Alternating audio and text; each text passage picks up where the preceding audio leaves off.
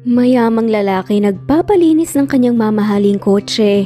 Hindi aakalain na anak niya, ang car wash boy, sa dati nilang katulong. Tumayo ang balahibo ng lalaki nang makita ang inang may sakit ng batang car wash boy. Ito kasi ang dati nilang katulong na minahal niya. Samuel, uwian na. Tara, sama ka sa amin, maglalaro tayo. Pagaya nga ng 8 taong gulang na kaklase ni Samuel sa kanya. Ngunit agad naman itong hinindian ng paslit. Sa susunod na lang, Alberto. Kailangan ko pa kasing bantayan si nanay eh.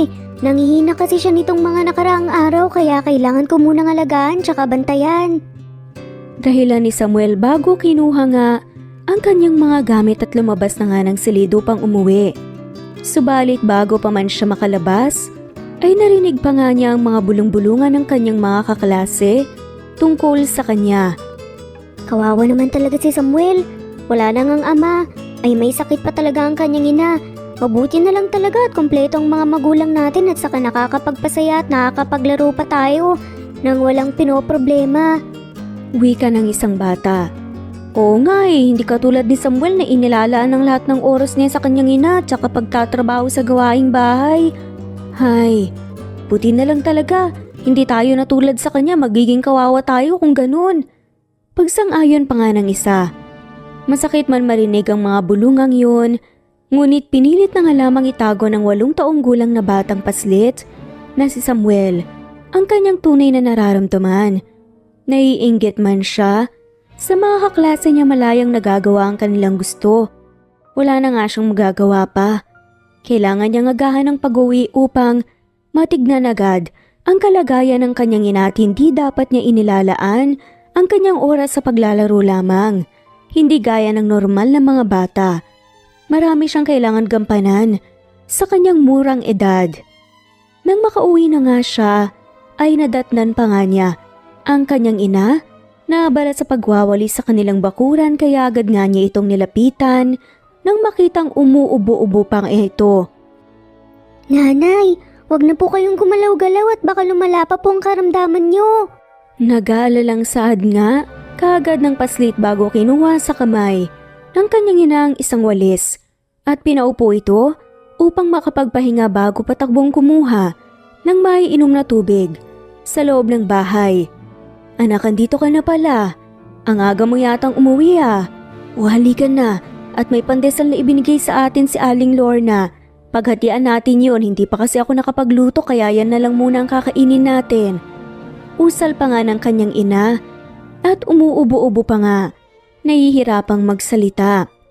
Napabuntong hininga na nga lamang si Samuel habang tinitignan ang kalagayan ng kanyang ina. Nay, hindi po ba sabi ng doktor na tumingin po sa'yo ay magpahinga lang po muna kayo? Makinig po kayo sa kanya, uminom na po ba kayo ng gamot niyo? Nag-aalalang wika nga ng paslit bago niya inalalayan ang kanyang ina papasok sa loob ng kanilang barong-barong. Ano ko, wag ka nang mag-alala pa sa akin. Kaya ko naman ang sarili ko. Malakas pa ang nanay at saka ang mga batang katulad mo ay naglalaro pa dapat sa labas. Sige na, magsaya ka roon kasamang mga kaibigan mo at pagluluto kita ng masarap na pagkain. Salamat sa paghalala na ko. Nahinahong wika nga ni Sarah bago niya hinalikan ng noo ng anak bilang pasasalamat. Inay, kahit ano pong pilit kong magsaya, hindi po ako sasaya kung alam ko pong ganito ang kalagayan niyo. Alam ko pong hindi na naman kayo uminom ng gamot niyo. Anas nga ni Samuel bago pinuntahan ng maliit nilang drawer upang kunin dito ang gamot ng kanyang ina. Hindi po ba sabi ko, wag niyong titipirin ang gamot kahit pa po maubos ito ay gagawa po ako ng paraan para makabili ulit. At saka po, may 4-piece naman po tayo na eh. Anas nga niya habang binubuksan ang drawer ngunit napatigil kaagad siya nang makita niyang ubos na pala ang gamot ng kanyang ina. Wala nang kalaman-laman ang nalagyan nila ng gamot. Nilingon niya muli ang kanyang ina. Inay, kailan pa po naubos ang gamot niyo? Mas dumoble ang takot sa mukha ng bata nang nilapitan niya ang umuubo-ubo pa nga niyang ina. Nung isang araw pa anak, huwag kang mag-alala. Umiinom ako ng mga herbal na gamot. Sabi nila mas maepektibo pa nga raw yun kesa sa gamot na nireseta ng doktor eh. Nakangiting sambit nga ni Sarah upang hindi na nga mag-alala pa ang kanyang anak at upang pag-aani nito ang loob. Subalit mas lalo namang nag-aalala si Samuel para sa lumalalang karamdaman ng kanyang ina. Napabuntong hininga na nga lamang si Samuel at niyakap na lamang niya ang kanyang ina. Pagkatapos ay dito na nga tumulo ang masaganang luha sa kanyang mga mata. Gagaling ka po, Nay. Hahanap po ako ng paraan upang gumaling ka. Huwag niyo po sanang kalimutan ang ipinangako niyo po sa akin noon. Hindi niyo po ko iiwan katulad po ng ginawa sa atin ni Tatay. Bulong nga ni Samuel na siyang rinig naman ni Sarah. Napangiti ang dalaga dahil kahit uulit-ulitin nga niyang sabihin sa anak na hindi sila iniwan ng kanyang ama, ay pinipilit pa rin niyang pinaniniwalaan na iniwan sila nito noon.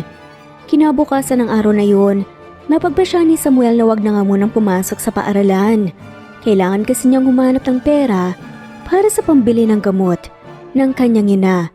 Matatagalan pa kasi ang 4-piece na darating sa kanila, kaya kailangan na naman niyang kumayod nang hindi nagpapaalam sa kanyang ina. Nanay, pasok na po ako. Huwag niyo pong kalimutan ng habilin ko po, ha? Paalam at paalala nga ni Samuel. Natawa namang kumaway-kaway lang ang kanyang ina dahil pakiramdam ni Sarah ay bumaliktad na nga ang mundo. Siya na ngayon ang pinapaalalahanan nga ng kanyang anak. "Oh anak, galingan mo sa klase ha." Habol na sigaw pa nga ni Sarah.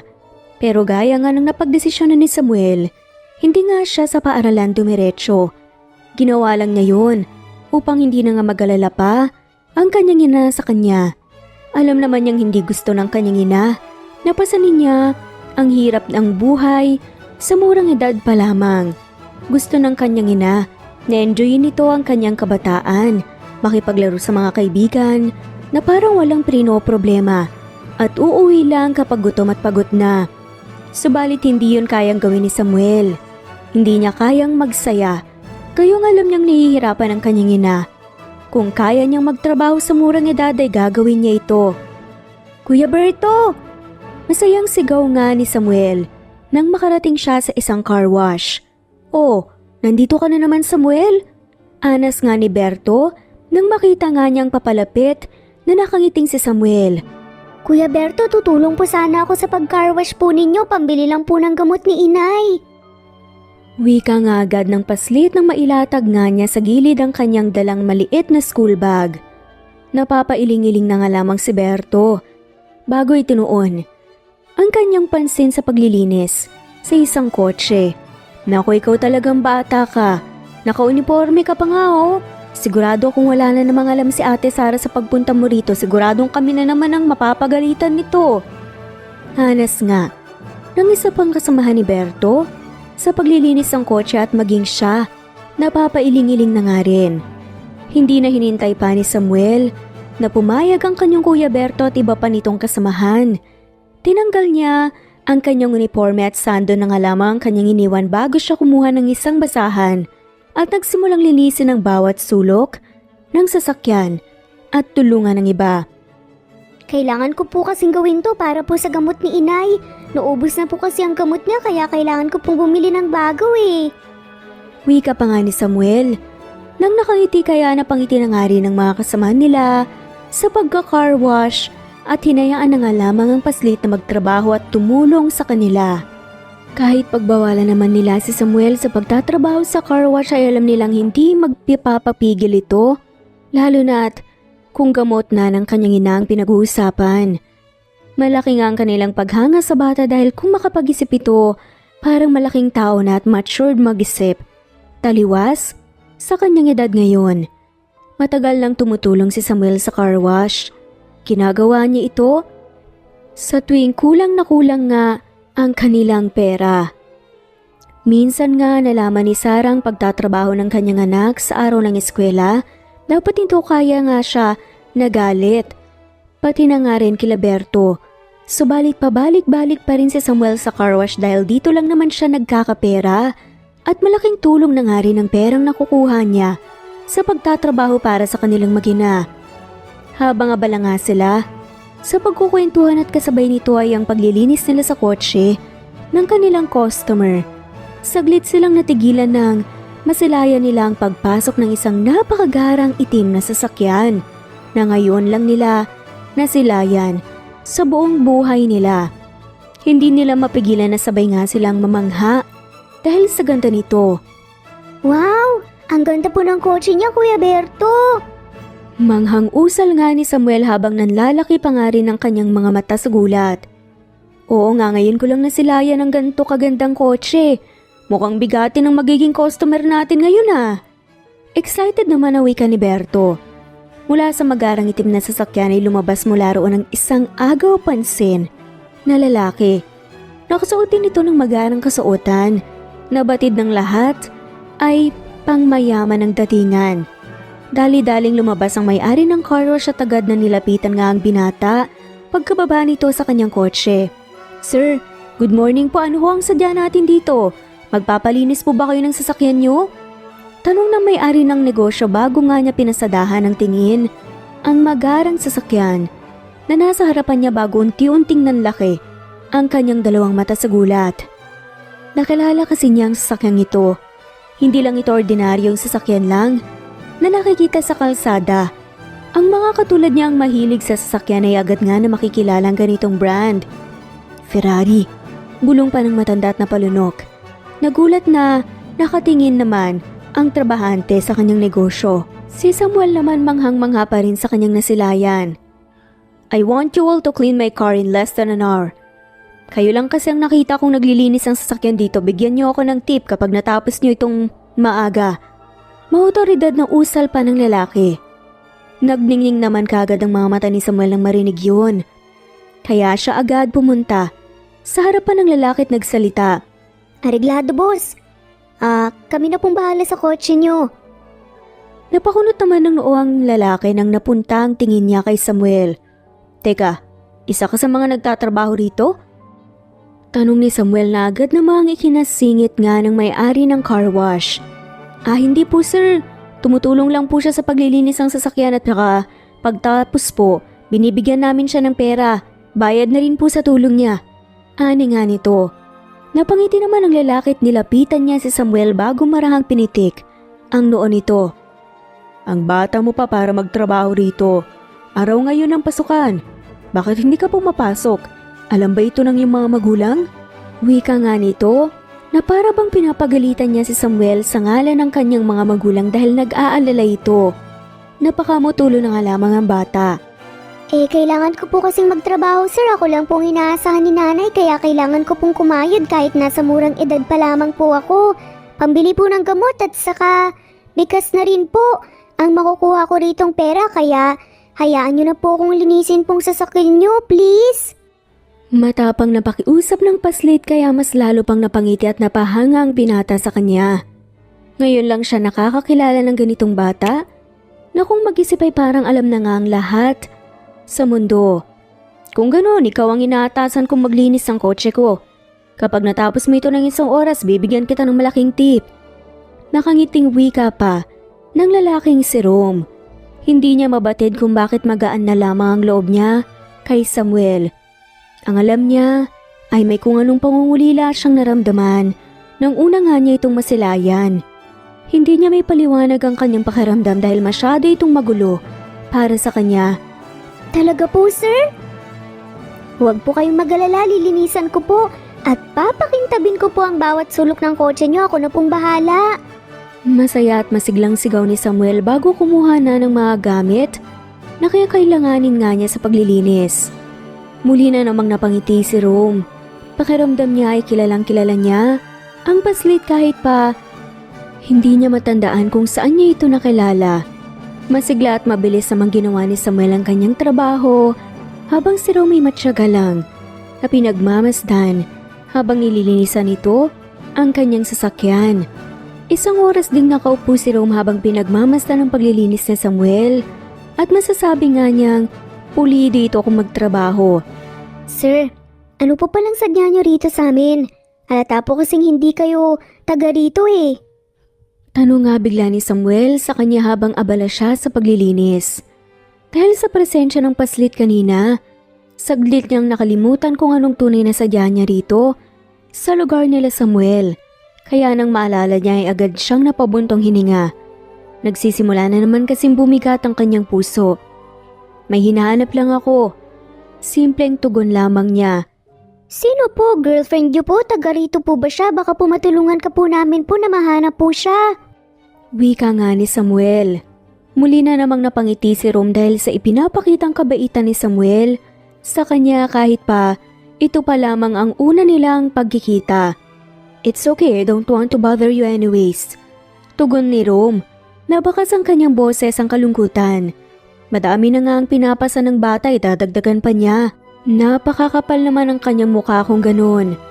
Habang pinagmamasdan nga niya si Samuel, ay may naalala na naman siya. Isang malungkot na pangyayari. Sigurado akong magkakasundo sila ng anak ko. Bulong nga ni Rom habang nakatingin pa nga rin siya. Sa bata na ngayon ay papatapos na nga sa paglilinis ang kanyang kotse. Sir, tapos na pong maglinis. Konting dumi lang naman po at saka putik ang dumikit sa kotse niyo kaya madali lang pong nalinisan. Usal nga ni Samuel bago umupo sa katabing upuan at uminom ng tubig. Halata sa kanyang mukha ang pagod. Ilang segundong pinagmasdan ni Rom ang bata bago niya kinausap muli ito. Curious kasi siya sa kwento ni Samuel at gusto nga niyang marinig ito. Bakit mo pala kailangan ng pera, iho? Ang dapat sa mga batang katulad mo ay nag-aaral ngayon at hindi nagtatrabaho. Tanong at wika nga ni Rom. May sakit po kasi si inay kaya kailangan kong magkaroon ng pera para po sa gamot niya. Masaya naman po ako sa ginagawa ko, kaya wala po kayong dapat ipag-alala, sir. Sisiguraduhin ko rin naman po na mag-aaral po ako ng mabuti dahil nangako po ko na bibigyan ko pa po ng magandang buhay at lupa si nanay paglaki ko po. Tugon naman ni Samuel habang ini-imagine na niya ngayon ang magiging buhay nilang mag-ina kapag man nagkaroon na nga siya ng magandang trabaho paglaki niya. Napangiti si Rom dahil sa kasibagan ng batang kaharap niya at hindi niya mapigilang mamangha rito. Kumuha siya ng perang papel at saka nga niya ibinigay ito kay Samuel. Yan, bayad ko sa paglilinis mo sa kotse ko. Sapat na siguro yan upang makabili ka na ng gamot para sa iyong ina. Tsaka bumili ka na rin kung gusto mo. Pinaghirapan mo yan. Nanlaki naman agad sa gulat ang mga mata ni Samuel at nagningning pa nga ang kamay niyang tinanggap ito. Talaga ho? Ganito po karaming ibibigay niyo sa akin? Naku, maraming salamat po, sir. Ngayon lang po ako nakahawak ng ganito kalaking pera. Naiiyak nga na wika ni Samuel, ginulo lamang ni Rom ang buhok ng paslit bago tumayo na upang pumasok na sa kotse at umalis. Ngunit hindi pa nga niya nahahawakan ng sasakyan at natigilan siya saglit dahil sa isang maliit na pares na kamay ang biglang yumakap sa kanya mula sa likuran. Naramdaman ni Rom ang matinding pagtibok ng kanyang puso. Hindi niya alam kung bakit pero pakiramdam niya ay familiar sa kanya ang yakap ng paslit na para bang matagal na nga niya itong naramdaman noon. Bakit ako umiiyak? Anong nangyari sa akin?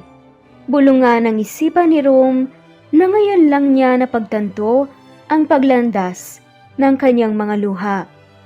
Maraming salamat po talaga, sir. Balik po kayo ulit dito ha. Sisiguraduhin ko pong lilinisan ko po ang bawat sulok ng kotse niyo po. Masayang wika nga ni Samuel nang kumalas na nga siya sa yakap. Muli naman siyang hinarap ni Rom at marahan na naman itong pinitik ang noo ng bata. Mag-aral ka. Sa ikalawang balik ko rito at nakita kitang nandito pa rin at nagtatrabaho, isusumbong kita sa mga magulang mo. Pananakot naman ni Rom pero napangiti lang si Samuel at tumango-tango siya ng 3 beses. Pagbubutihan ko po ang pag-aaral ko, sir. Sana po hindi ito ang huli nating pagkikita. Ako nga po pala si Samuel. Ipapanalangin ko po na sana makita niyo po ang hinahanap niyo rito. Muli na namang natigilan si Rom sa narinig na pangalan ng bata. Kapangalan kasi nito ang kanyang anak ngunit hindi na nga lamang yun binigyan pa ng pansin ng binata dahil marami namang mga tao ang kapangalan ng kanyang anak. Ang perang nakuha ni Samuel ay agad nga niyang ipinagbili ng gamot ng kanyang ina, pati na nga rin ng pagkain at prutas ang kanilang kakainin. Inay, nandito na po ako. Tignan niyo po ang dala ko po. Marami po akong biniling mga pagkain, nanay. Agad na nabitawan nga ni Samuel ang kanyang mga dala at patakbo nga niyang tinungo. Ang kanyang ina na ngayon ay nakahilata nga sa sahig ng kanilang bahay at wala itong malay. Nanay? Nay! Ano pong nangyari? Nay, gumising po kayo. Nangako po kayo sa akin. Sabi niyo po, hindi niyo po ako iiwanan. Iyak nga ng paslit. Timba-timbang luha nang nilabas nga ni Samuel. Tumawag siya ng tulong at agad nilang dinala ang kanyang ina sa pinakamalapit na ospital at doon nga nagpaalaman ng paslit na lumalala na nga ang kalagayan ng kanyang ina at hindi na ito kaya ng maintenance na gamot lang. Kailangan na nga nitong magtagal pa sa ospital upang doon maalagaan ng mabuti. Ilang araw na simula nung madala nga si Sarah sa ospital pero hanggang ngayon hindi pa nga rin ito nagigising. Hindi pa rin magawang pumasok pa ni Samuel sa eskwela.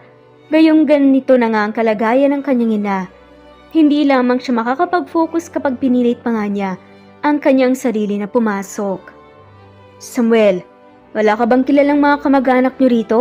Baka pwede nating tawagan at masabihan natin ang kondisyon ng iyong ina. Hindi mo kaya ang ganitong kalaking problema. Kailangan mo ring mag-aral. Sambit ng isang ginang. Kapitbahay nila ito ni Sarah at ang tumulong na nga rin sa pagdala nga sa dalaga sa ospital. Wala po akong alam. Hindi po nagsasabi si nanay sa akin. Humihikbing tugon naman ni Samuel habang mahigpit ang hawak sa kamay ng kanyang ina. Kanina pa nga niya ito, hindi binibitawan. Napabuntong hininga naman ang ginang. Paano ba yan? Malaking halaga ang kakailangan ninyo sa ospital na ito. Saan kayo kukuha ng pera? Sa pang-araw-araw nyo rito, paubos na rin ang mga pagkain nyo, oh. Walang nagawa si Samuel kundi umiyak ng umiyak. Mahigpit nga niya ang hawak ang kamay ng kanyang ina na hanggang ngayon hindi pa nga rin niya binibitawan. Walang nagawa ang ginang kundi ang umalis na nga lamang muna sa silid kahit paawang-awa na nga siya sa bata. Nanay, tayo-tayo lang po ang nagkakasangga sa isa't isa. Wala po akong tatay kaya hindi ko po hayaan na mawalay po kayo sa akin. Huwag niyo po akong iiwanan na. Magpagaling po kayo, marami pa po tayong mga pangarap, hindi po ba? Sabi mo, hahanapin pa tayo ni tatay. Hihintayin pa natin siya ng sabay. Humihikbing kausap ni Samuel sa kanyang natutulog na ina. Napunta naman ang tingin ni Samuel sa suot na kwintas ng kanyang ina at isang ideya agad ang pumasok sa kanyang isipan. Nanay, hihiramin ko lang po muna yung kwintas niyo po. Alam ko pong napaka-importante po nito sa inyo dahil bigay po ni tatay pero kailangan ko po muna tong isang lamunay. Mahal na mahal po kita, nanay. Pangako po, ibabalik ko po ito sa inyo kapag po nakapag-ipon na po ako at gumaling kayo. Aniya sa ina.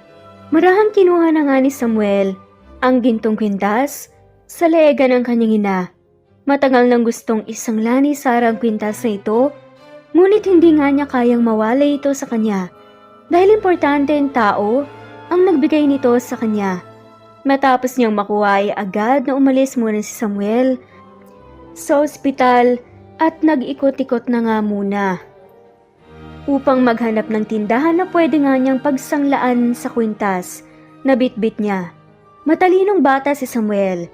Kahit hindi niya alam kung anong tunay na presyo ng kwintas na ito ay kailangan pa rin niyang manigurado na ang pagbibigyan niya nito, hindi siya lolokohin dahil lang isa lang siyang bata. Nakarating si Samuel sa isang magarang jewelry store na kalapit lang ng mall.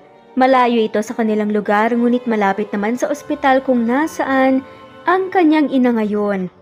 Walang guard ang nakabantay sa labas, kaya madali nga lamang siyang nakapasok sa loob. Nakita naman ni Samuel na walang katao-tao sa loob, kaya tumingin-tingin muna siya sa magagandang pulseras at kwintas na nakadisplay lang dito sa babasaging lalagyan. Ang gaganda naman nila, ngunit mas maganda pa rin ang kwintas na bigay ni tatay kay nanay. Manghang anas nga ni Samuel. Habang iniikot nga ang kanyang tingin ay sakto namang paglabas ng 3 tao, nakita nga siya. Sa loob ng store, gulat na nabasa nga ni Samuel sa mga mukha nila. Magsasalita nga sana siya ngunit agad siyang nakatanggap ng singhal mula sa mga tao sa nasa loob nga ng jewelry store. Anong ginagawa mo ritong palaboy ka? Magnanakaw ka, no? Magnanakaw ka! Agad na sigaw ng babae. Ang 2 lalaki naman ay agad nga siyang hinawakan upang hindi makaalis o makatakbo. Halos kalad ka rin na nga siya. Ate, Hindi po ako magnanakaw, kakapasok ko lang po. Hindi po ako pinalaking magnanakaw. Akin na po yan, hindi po yan ninakaw. Sa nanay ko po yan, ibalik niyo po yan, parang awa niyo na po.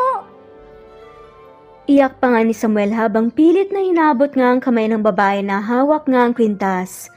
Naiyak na nga lamang siya.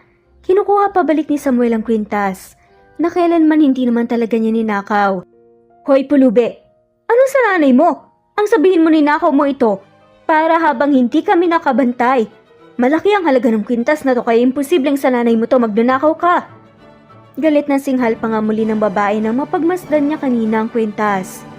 Ilabas niyo yan dito. Utos muli ng babae na sinunod naman ng dalawang kasamahan niya. Hindi ko po yan ninakaw, akin na po yan. Nagpupumiglas pa nga si Samuel, ngunit agad nga siyang itinapon palabas ng store.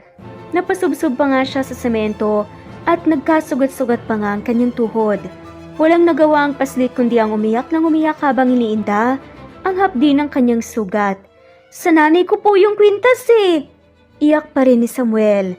Ngunit pinilit pa rin niyang makatayo upang kunin pabalik ang kwintas ng kanyang ina. Hindi naman inaasahan ni Samuel ang sumunod na nangyari. May isang familiar na tao kasi ang bigla na nga lamang lumapit sa kanya. Samuel, iho! Ikaw nga! Inangat nga ni Samuel ang kanyang tingin nang marinig ang familiar na boses na yun. Nang maaninaga naman niya ito, ang mayari nga ng kotse na nilinisan niya nung isang araw na buhayan siya kagad ng loob. Sir! Hikbi nga ni Samuel.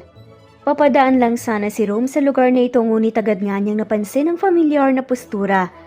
Nang bata kaya niya nilapitan ito at nakumpirma nga niyang si Samuel ito. Ang batang gusto nga niyang muling masilayan. Anong ginagawa mo rito? Bakit ka may sugat? Nag-aalalang tanong ng binata bago nga niya pinatayo ng maayos si Samuel. Sir, magnanakaw po kasi yan. Nagnakaw po ang batang yan ng kwintas. Tumawag na po kami sa mga pulis. Ipapadakip na po namin siya. Malditang usal pa nga ng babae. Mabilis namang umiling-iling si Samuel upang tumutol. Wala po akong ninanakaw, sir. Kwintas po yun ni nanay. Gusto ko po sanang isang layon dahil po nasa ospital po ngayon ng nanay ko. Wala po talaga akong ninakaw, maniwala po kayo.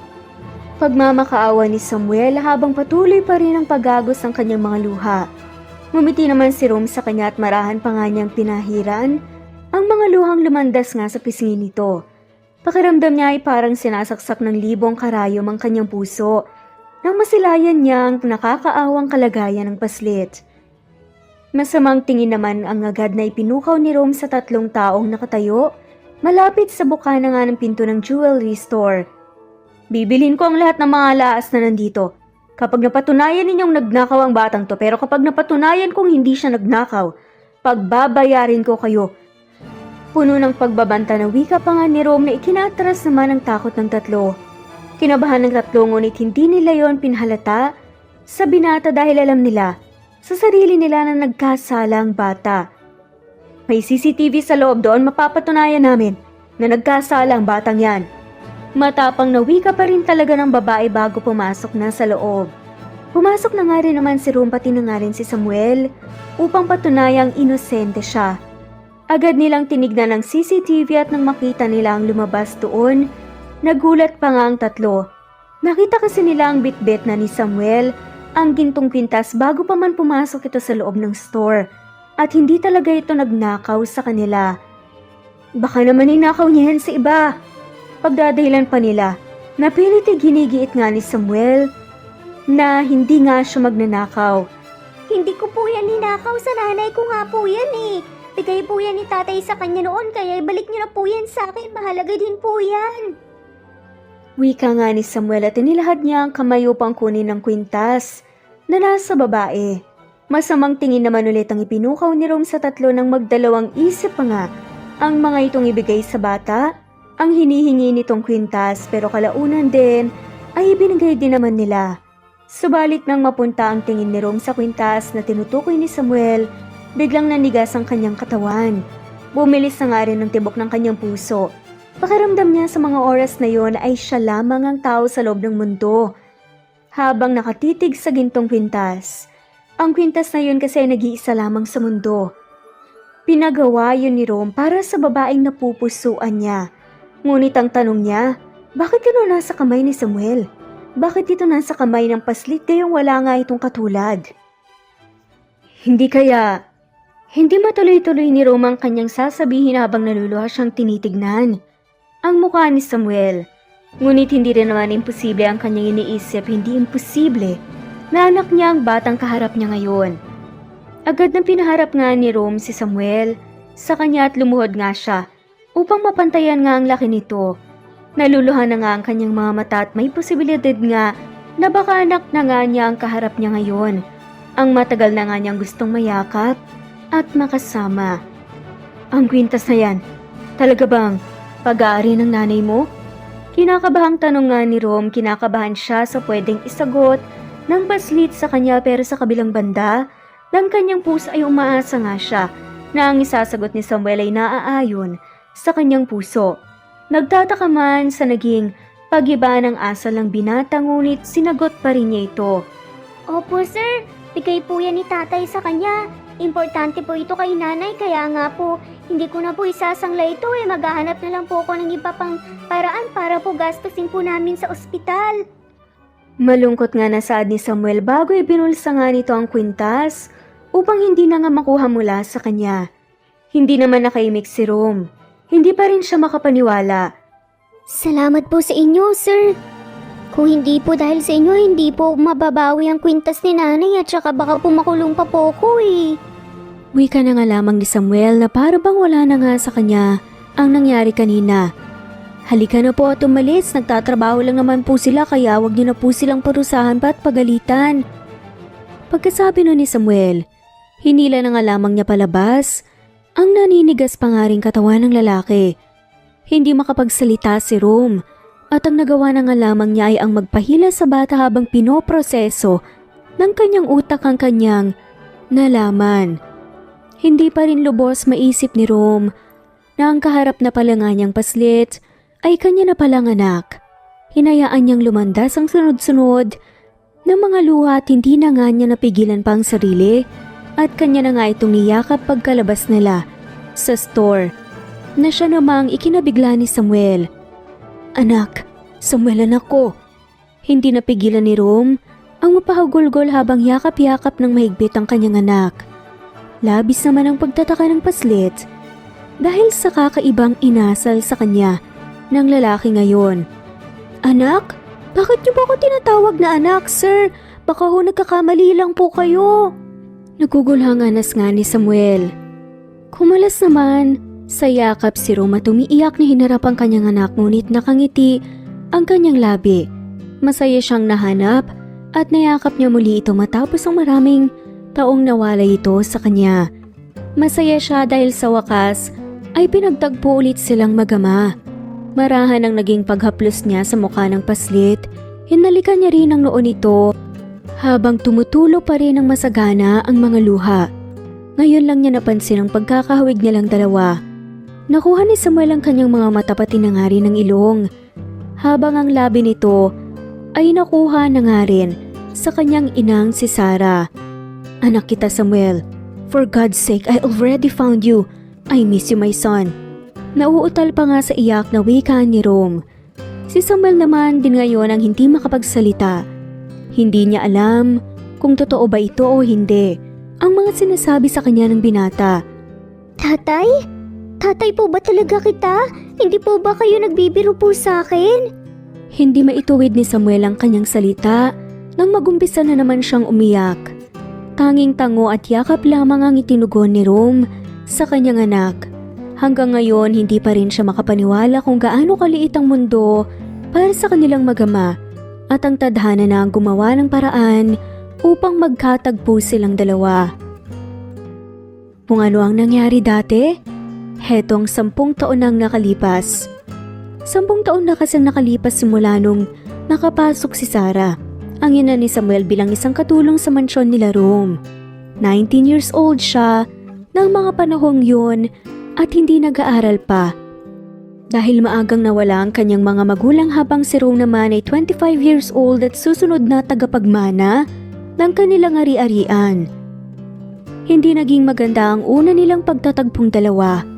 Unang araw noon ni Sarah sa mansyon at wala pa nga siyang masyadong alam sa pasikot-sikot sa loob ng napakalaking mansyon. At aksidente niyang napasok ang silid ng lalaki. Na sa mga panahong yun ay may ginagawang milagro kasama ang isang magandang babae at nakakapasok lamang bilang isang katulong din sa kanilang mansyon. Napasigaw na nga lamang si Sarah. "Bastos!" Malakas na sigaw nga nito nang masaksihan nga niya ang kababalaghan sa silid ng lalaki. Dahil sa gulat din ay napatakip siya sa kanyang mukha ngunit hindi naman umalis ito. Nagulat din si Rome sa naging pagsigaw ng dalaga kaya dali-dali silang nagtaklob ng kumot pareho upang takpan ang hubot-hubad nilang katawan.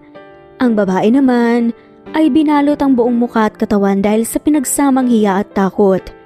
Isa lamang siyang katulong ngunit nagawa niyang makipagsiping sa anak ng kanyang amo. "What the hell are you doing here?" Baka sa boses nga ni Rome ang galit at pagkainis dahil naudlot ang kasiyahang ginagawa nila ng bagong kilalangan niyang babae. "Ang bastos-bastos mo!"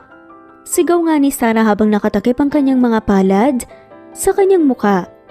Hindi pa batid ni Sarah kung sino ang may-ari ng silid na kanyang napasukan. Kaya malakas pa ang kanyang loob na sigawan ito. Wala pa nga siyang kaalam-alam na ito na pala ang anak ng kanyang amo dahil unang araw pa lamang niya sa trabaho. "Bastos, inaano ba kita ha? At saka bakit ka bigla-biglang pumasok sa kwarto ko? Gusto mo bang manood ha? Ikaw pala yung bastos eh. Kita po ngang may ginagawa kami, hindi ka pa rin umaalis." Galit na wika naman ni Rome. Binalot naman ng inis ang katawan ni Sarah kaya tinanggal nga niya ang pagkakatakip sa kanyang muka at pinukawan nga ng masamang tingin si Rome na nasa kama pa rin ngayon. "Bago lang ako dito no, at hindi ko sinasadyang pasukin tong kwarto mo. May ginagawa pala kayong kababalaghan. Bakit hindi mo nagawang ilak yung pinto?" Inis na banat pa nga rin ni Sarah na halatang hindi nga kayang magbigil ng kanyang galit. Ngunit bakas pa rin sa kanyang mukha ang pamumula nito dahil sa nangyari kanina. Dahil sa kumusyong nangyari at sa sigawan nilang dalawa ay nakaagaw agad sila ng atensyon sa ibaba. Agad na ngang nagsitakbuhan ng ibang mga katulong sa pinanggalingan ng mga sigaw na yon, pati na nga rin ang kakauwi pa nga lamang nilang amo ay nakitakbo na nga rin papunta kila Sarah at Rome. "Anong nangyayari rito?" Tanong ng ina ni Rome matapos ay pumasok nga siya sa loob ng silid.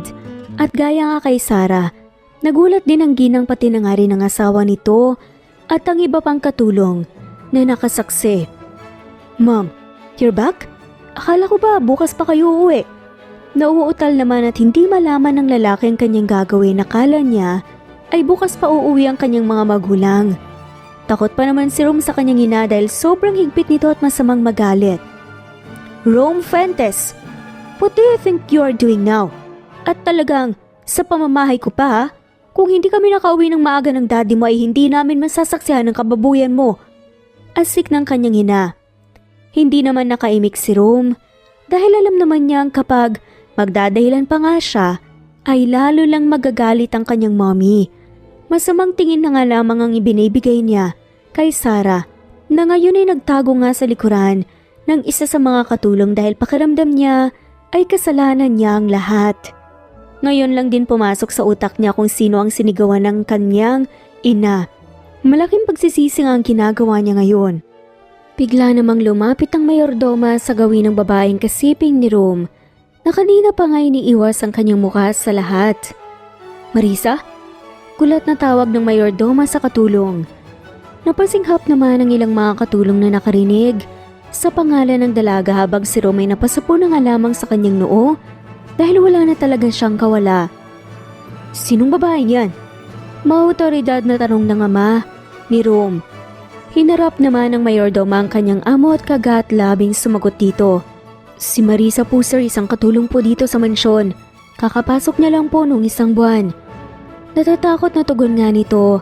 Mas lalong lumaki ang galit ng ina ni Rome sa kanya at mas lalo ring sumama ang tingin ng binata kay Sarah na parang pinapatay na nga niya ito Sa kanyang isipan kaya todo tago ngayon ang ginagawa ng babae. Dahil nga sa nangyaring yun, ay pinagalitan si Rome ng kanyang mga magulang at hindi lang yun, tinanggalan pa nga siya ng allowances. Kinuha ang susi ng kanyang sasakyan at isang buwan siyang mananatili sa kanilang mansyon. Nang hindi lumalabas ang bahay, bilang kaparusahan nito, pinalayas at tinanggal din ni Marisa sa kanyang trabaho. Mula noon, hindi na nga nawawala ang galit at inis ni Rome sa tuwing nasisilayan niya si Sarah sa mansyon. Pilit namang iniiwasan ni Sarah ang lalaki sa loob ng mansyon. Ayaw niyang makasalubong ito o kahit na makita rin ang malatigre itong pagmumuka. Ngunit may kasabihan nga na kung sino pa yung iniiwasan mo, siya pa talaga ang makakasalubong mo sa araw-araw. Anong ginagawa mo rito? Sinasabi ko sa'yo, wag mo kong palalapitan. Sisigaw talaga ako ng rape. Pagbabanta nga ni Sarah habang bakas sa kanyang boses ang takot. Schedule kasi niya sa paglilinis ng kusina at ang ibang mga katulong. Umalis din upang mag-grocery. Hindi niya akalain na kukunin itong pagkakataon ng binata upang makaganti sa kanya. Kasalanan mo to lahat eh. Kung hindi dahil sa katangahan mo, hindi sana ako grounded ng isang buwan dito sa lecheng mansyon na to. Inis na wika nga ni Rome habang papalapit siya sa dalaga. Todo hakbang naman paatras si Sarah dahil sa takot. Excuse me hindi ko yun kasalanan no. Kasalanan mo yun kasi hindi mo nilak ang pinto mo. Matapang na dahilan pa rin ni Sarah, ngunit pawang lahat ng dugo sa kanyang muka ay bigla na nga lamang nawala nang maramdaman niyang wala na nga siyang maatrasan pa, habang si Rome ay todo hakbang pa rin palapit sa kanya habang nakangisi pa. Sinasabi ko talaga sa'yo, sisigaw talaga ako ng rape kapag lumapit ka pa. Isusumbong din kita sa mami mo. Maluha-luha na banta pa nga ni Sarah, ngunit pawang walang narinig si Rome at tuluyan nang lumapit sa kanya. Napapikit na nga lamang si Sarah nang inilapit nga ni Rome ang kanyang muka at akma nga siyang hahalikan. Subalit ilang segundo na nga siyang nakapikit ay wala man lang halikan na nangyari, kaya nang iminulat nga ang kanyang mga mata, nasilayan niyang malaking pagnisi ng lalaki. As if papatulan kita. Taas ang labing sambit pa nga nito bago natatawang umalis at tiniwang nakatanga si Sarah sa kusina. Napairap na nga lamang sa inis si Sarah dahil talagang inaasahan niyang hahalikan siya ni Rome kanina, kaya siya napapikit, ngunit trip lang pala ito ng lalaki upang inisin siya. Simula nga nang mangyari iyon ay hindi na nga naging madali para kay Sarah ang pagiging katulong niya sa mansyon ng mga Fuentes. Paano ba naman kasi? Todo utos sa kanya si Rome na para bang may balak pa itong patayin siya.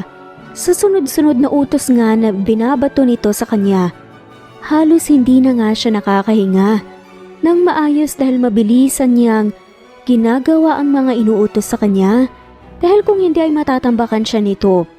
Sinigurado kasi ni Rome na makakaganti siya sa dalaga at sa pamamagitan ng pagpapahirap nito sa kanya. Leche talaga yung lalaking yun. Hindi ko pa nga natatapos ang inutos kanina, utusan na naman ako na pakainin ng alaga nilang aso. Sa lagay ni ito, baka ako pang maging hapunan ng mga aso nila. Kakainis talaga. Pagmamaktol ni Sarah habang kaharap niya ngayon ang mga nakakulong na aso ni Rome, na kanina pa tumatahol sa kanya at mukhang gusto na nga lamang siyang lapain ng mga ito ng buhay. Malalaking aso kasi ang alaga ni Rome. Hindi ito asong kalye lang, ito yung mga asong nasisilayan natin sa telebisyon na alaga ng mga mayayaman. Yan bang hahabulin ka talaga at kakagatin ka sa itsura pa lamang nila? Kahit pahirapan ng pagpapakain ni Sarah sa mga ito, ay kinaya niya naman na hindi mapahamak ang kanyang buhay.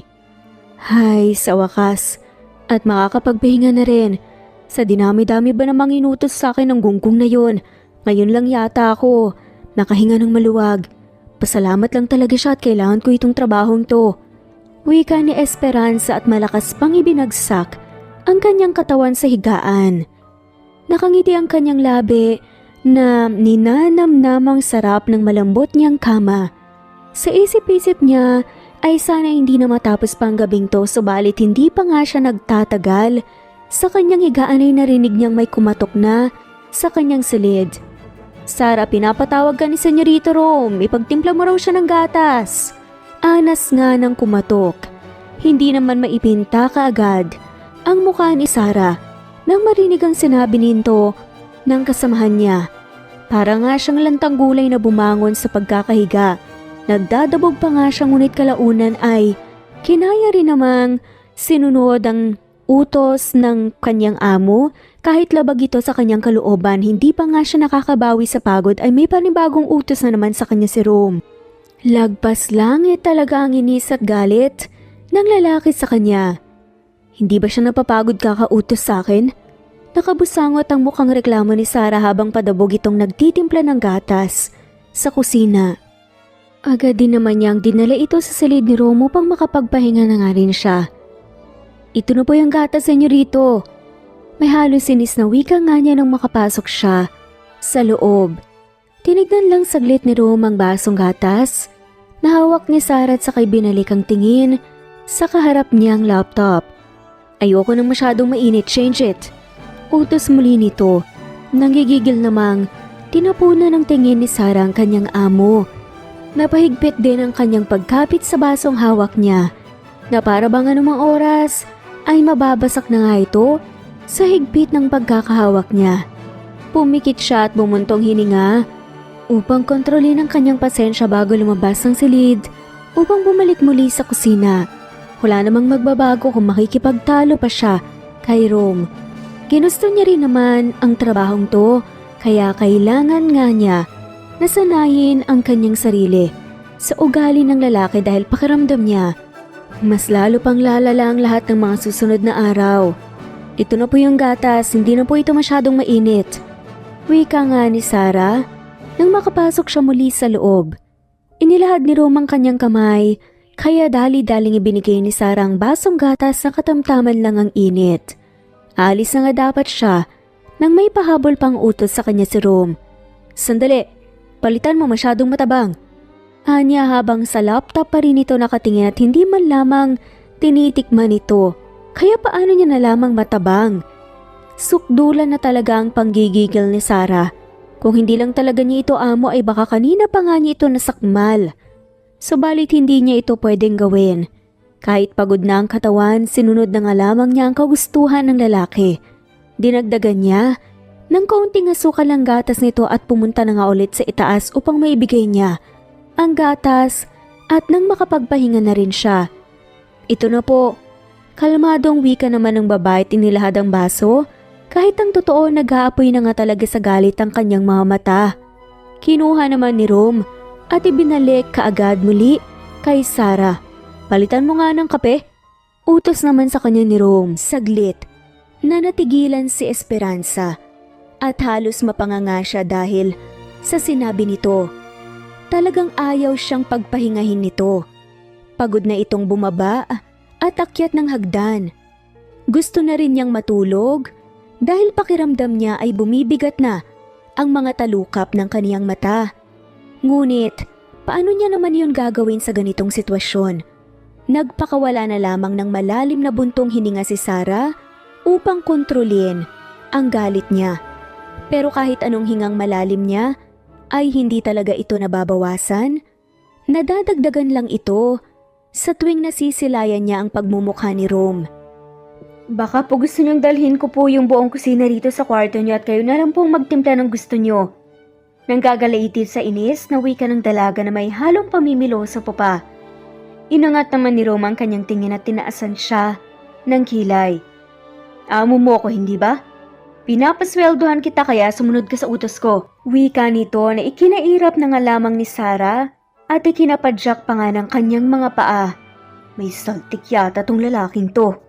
Bulong na lamang ng kaniyang isipan bago padabog na kinuha ang basong gatas at umalis na upang palitan ito ng kape. Kung ganito man ang dadanasin niya araw-araw, sa kamay ni Rome ay hindi niya alam kung hanggang saan kaya ng kaniyang katawan ang lahat. At hindi niya rin alam kung hanggang saan na lamang ang kaniyang pasensya. Nang makalabas si Sarah sa silid, ay siya namang pagsilay ng nakakalukong ngiti ni Rome. Nasisiyahan siyang makitang nahihirapan si Sarah sa mga pinaggagawa niya. Kulang pa raw ito kumpara sa isang buwan niyang pagkakakulong sa mansyon. Nang makabalik si Sarah sa silid upang ibigay ang kapeng inutos sa kaniya, ay nasilayan niya si Rome na mahimbing na palang natutulog sa kama ngayon. Pagod kasi ito dahil buong araw siyang nakatutok sa kaniyang laptop. Kahit isang buwan, siya nakakulong sa mansyon bilang parusa, ay may responsibilidad pa rin siyang kailangang gampanan sa kanilang kumpanya. Kanina pa nga siya inaantok, ngunit pinigilan niya lamang ang kaniyang sarili upang pahirapan ang dalaga. Ang galit at inis na naramdaman naman ni Sarah kanina ay bigla na lamang nawala na parang isang bulan ang masilayan niya ang malaanghel na mukha ni Rome habang tulog ito. Marahang inilapag ni Sarah ang kapeng dala bago nilapitan at kinumutan pa ang binata. Yan, dapat tulog ka na lagi. Tignan mo at mukha ka pang anghel. Napakagwapo mo naman. Bulong ni Sarah bago marahang pinisil ang tungki ng matangos na ilong ng binata. Kahit sobra na ang antok at pagod na nararamdaman niya, ay mas pinili pa rin niya ang pagmasdan ng mukha ng lalaking kinaiinisan niya. Hindi niya mabatid ngunit nasisiyahan siyang pagmasdan ito. Kumakabog din ng malakas ang kaniyang puso na para bang nakikipakarerahan ito.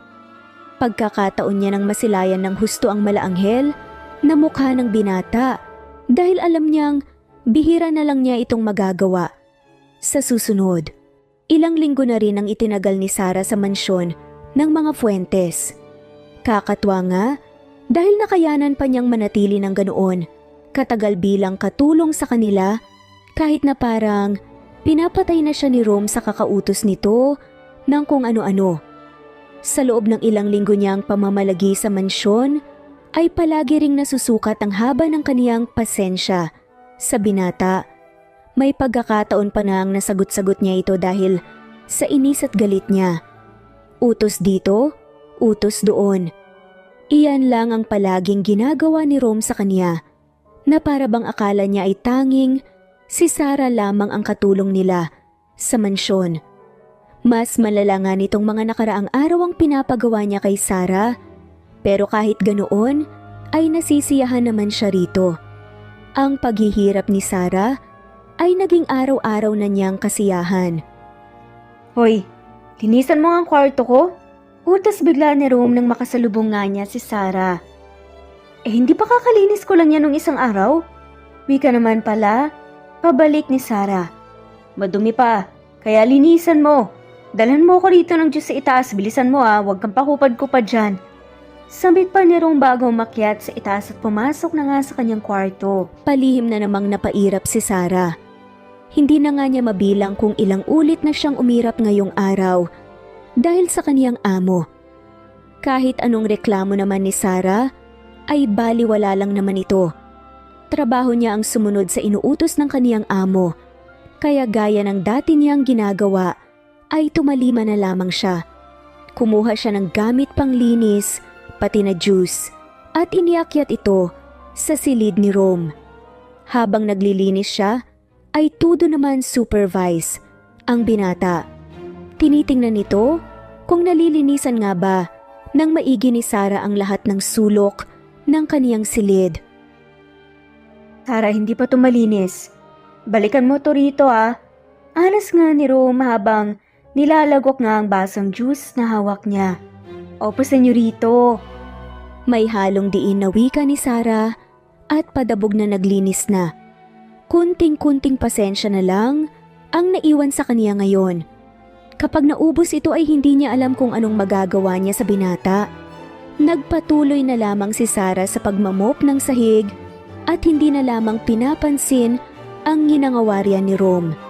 Patapos na nga siya sa pagmamop nang makarinig siya na parang isang liquid na naibuhos sa sahig. Napapikit si Sarah at napakuyom na ang dalawa niyang kamao. Hindi na niya kailangang lingunin pa kung anong nangyari dahil alam niyang si Rome na naman ito. Sinusukat niya talaga ang pasensya ko Marina bulungan ni Sarah parang mangangain na nga ng tingin na ibinibigay nga niya sa binata nang nilingon niya ito. Huwag mo akong tignan ng ganyan. It was just an accident. Hindi ko sinadyang maibuhos sa sahig yung juice. Pagdadahilan pa ni Rome, ngunit ang pasensya ni Sarah ay kanina pa naubos. Kahit anong gawin niyang paliwanag, kahit aksidente pa man ito o hindi. Ang katotohanan, nababalikan na naman ni Sarah ito ng paglilinis, ay sapat na upang gulpihin niya si Rome. Dahan-dahang nilapitan ni Sarah si Rome, dalang mop na hawak niya. Ang sabi ko sa'yo, aksidente lang nangyari. Wika pa nga ni Rome. Ngunit huli na, itinasa nga ni Sarah ang mop upang hampasin siya nito. Walang iya ka, talagang loko ka? Matagal na ako nagtitimpi sa'yo Sigaw ni Sarah bago nga niya itinaas ang mop at hinabol nga si Rome nang mauna na nga itong kumaripas ng takbo. Anong ginagawa mo, Sarah? Amo mo ko kaya hindi mo dapat ako hinahabol ng mop. Natatarantang usal pa nga ni Rome habang iniiwasan niya ang bawat hampas ni Sarah sa bitbit nitong mop. Subalit pawang wala talagang naririnig si Sarah, kundi galit at inis na nga lamang ng kanyang puso dahil malaki ang silid ni Rome ay kayang-kaya nilang maghabulan sa loob nito gaya ng ginagawa nila ngayon. Huwag ka lang magpapahuli talaga sa akin, Rome. Gugulpihin talaga kita hanggang sa hindi ka na makilala ng mga magulang mo pagbalik nila rito. Pagbabanta na nga lamang talaga ni Sarah. That's a crime. Ipapakulong kita kapag ginawa mo yon. Anas naman ni Rome. Makukulong lang ako sa kasong murder at sisiguraduhin kung ikaw ang magiging biktima. Gigil na sigaw ni Sarah. Malaki ang pagkagusto ni Sarah na makabawi sa lahat ng paghihirap niya nitong mga nakaraang linggo sa kamay ni Rome. Kaya mas lalo niyang pinag-igihan ang pagtakbo hanggang sa tinalunan niya na rin si Rome upang mahuli ito. Ngayon ay nakadagan na si Sarah sa binata. Kinuha niya naman itong pagkakataon upang pagpapaluin ang mukha pati na katawan ni Rome. Doon niya ibinuhos ang lahat ng galit at inis na inipon niya ng ilang linggo. Subalit bigla na lamang napasinghap si Sarah ng mabilisang baliktarin ni Rome ang kanilang posisyon. Ngayon ay si Rome na ang pumaibabaw. Hinuli pa nito ang mga kamay ni Sarah at mahigpit itong hinawakan at inilagay sa magkabilang gilid ng kanilang ulo. Stop hurting me or I'll kiss you. Seryosong banta sa kanya ni Rome, na siya namang ikinatigil nga at ikinalunok nga ng laway ni Sarah. Hindi makagalaw at hindi rin makapagsalita ang dalaga dahil sa gulat. Malapitan na niyang nasilayan ang mukha ni Rome at hindi niya alam kung bakit. Sa paningin niya ngayon ay napakagwapo itong tingnan. May magandang mata, matangos na ilong at magandang hugis ng labi. Napakiramdam ni Sarah ay malambot ito at masarap halikan. Matagal pa bago nakabawi si Sarah sa pagkagulat, kaya ibinuhos niya ang natitira niyang lakas upang makawala sa mga kamay ni Rome. At nang magawa niya iyon, ay dali-dali siyang tumayo at patakbong nilabas ang silid dahil sa kahihiyang kaniyang nadarama ng mga oras na iyon. Hindi niya rin maitago ang pamumula at ang pag-iinit ng kaniyang pisngi nang mahawakan niya ito. Napakamanyakis talaga ng lalaking yon, pagbabantaan pa naman ako ng ganon. Bulong ni Sarah nang dali-dali siyang makababa. Dahil sa pangyayaring iyon ay nahahalata na ni Sarah ang pagbabago ng trato sa kanya ni Rome. Nagising na lamang kasi siya na hindi na siya tinatambakan ni Rome ng trabaho. Walang mga utos ang nabungaran niya kinaumagan, kaya labis ang kaniyang paninibago. Naging malapit rin ang binata sa kaniya. Kung saan siya magpunta o kaya naman kung may gagawin siyang trabaho, ay naruroon din si Rome at tinutulungan pa siya nito upang hindi na mahirapan. Nakakapagtaka, hindi ba? Paano ngang isang Rome Fuentes ay bigla na lamang nagbago? Labis ang pagtataka ni Sarah, ngunit nasisiyahan naman siya dahil parang gumaan ang pakiramdam niya nang mapansin na parang pinapatawad na siya ng binata sa nangyari noon at hindi na ito nagtanim pa ng sama ng loob dahil sa natanggap niyang kaparusahan mula sa kaniyang mga magulang. Isang araw nga, habang abala si Sarah sa paglilinis ng malaking swimming pool na katabi lang ng mansyon ng mga Fuentes, ay hindi siya mapakali. Paano ba naman kasi? Isang pares ng mga mata ang titig na titig sa kaniya simula pa lamang kaninang umaga, na para bang minimemorya na nito ang bawat sulok at parte ng katawan ng dalaga. Senyorito, kung wala po kayong balak na tulungan ako sa paglilinis, iwasan niyo na lamang po ang kakatitig sa akin. Anas ni Sarah nang kanina pa siya nakaramdam ng pagkailang, ngunit ngayon niya lang nagawang magsalita. Nakangiting inayos pa ni Rome ang kaniyang pagkakaupo nang hindi inaalis ang tingin sa dalaga. Pagkatapos ay nagsalita siya. Sayang naman ang ganda mo kung hindi ko tititigan. Banat nga ni Rome na siyang ikinabigla ni Sarah. Napabuntong hininga na lamang ang dalaga at hindi na niya pinagtuunan pa ng pansin ito. Alam naman kasi niyang hindi talaga siya mananalo kay Rome kahit ano pang sabihin niya. Itinuon na lamang niya ang paglilinis sa swimming pool at nang makaalis na rin siya rito ng maaga. Subalit habang sinusungkit niya ang bawat dahong nalalaglag sa swimming pool, ay hindi naman niya sinasadyang madulas sa basang parte sa gilid ng pool. Kaya siya nawalan ng balanse at nalaglag pa sa malalim na area ng pool. Malakas na tawa ang agad na pinakawalan ni Rome dahil sa katangahan ni Sarah. Hindi pumasok sa kaniyang isipan na baka hindi ito marunong lumangoy. Hoy, tulong! Tulungan mo ako, hindi ako marunong lumangoy! Malakas na sigaw nga ni Sarah habang nagpupumiglas siya upang makaahon sa tubig. Napatigil naman agad si Rome sa kaniyang pagtawa at mabilis na pinuntahan ang swimming pool at walang pagdadalawang isip siyang tumalon dito. Agad niyang nahawakan ang bewang ni Sarah at tinulungan itong makaahon sa tubig. Ayos ka lang ba? Puno ng pag-aalalang tanong ni Rome. Umuubo-ubo man, ngunit nagawa pa ring tumango ni Sarah at pilit nang umiti kay Rome. Oo, salamat sa pagliligtas. Mukha namang nabunutan ng tinik sa dibdib si Rome nang marinig iyon. Kanina kasi ay hindi niya na alam ang gagawin. Mabuti na lang at sineryoso niya ang kaniyang swimming lesson noon at nagawa niyang iligtas si Sarah kahit sobrang lalim pa ng tubig. Mabuti naman kung ganun. Wika ng lalaki. Maupo ka muna roon at kukuha ko lang tuwalya. Baka magkasakit ka pa. Dagdag pa ni Rome bago naglakad na papasok sa mansyon at hindi man lang hinintay ang pagtutol sana ni Sarah. Napangiti na lamang si Sarah at napapailing-iling pa. Ginawa niya na lamang ang utos ni Rome sa kaniya. Umupo nga siya sa inupuan kanina nang binata at doon siya naghintay. Habang naghihintay ay hindi niya maiwasang lamigin habang tumatagal ang kaniyang paghihintay kay Rome. Subalit nagulat na lamang siya nang may puting tuwalya na ang nakapatong mula sa kaniyang balikat. Here, hot coffee. Wikan ni Rome nang mailatag niya ang mainit-init pang kape na halata namang kailangan ni Sarah. Salamat po, senyorito. Aniya sa binata bago niya ito nanginitian. Ngumiti rin naman pabalik si Rome sa kaniya. At nang magtagpo muli, ang kanilang mga tinginan ay para bang may kakaiba na silang nararamdaman ng mga oras na iyon. Isang kuryenteng hindi nila alam kung saan nanggagaling at hindi rin maipaliwanag. Sa mga sumunod na araw mas lalong nagiging malapit si Rome at Sarah sa isa't isa. May mga araw na parang tukong nakadikit na si Rome sa dalaga.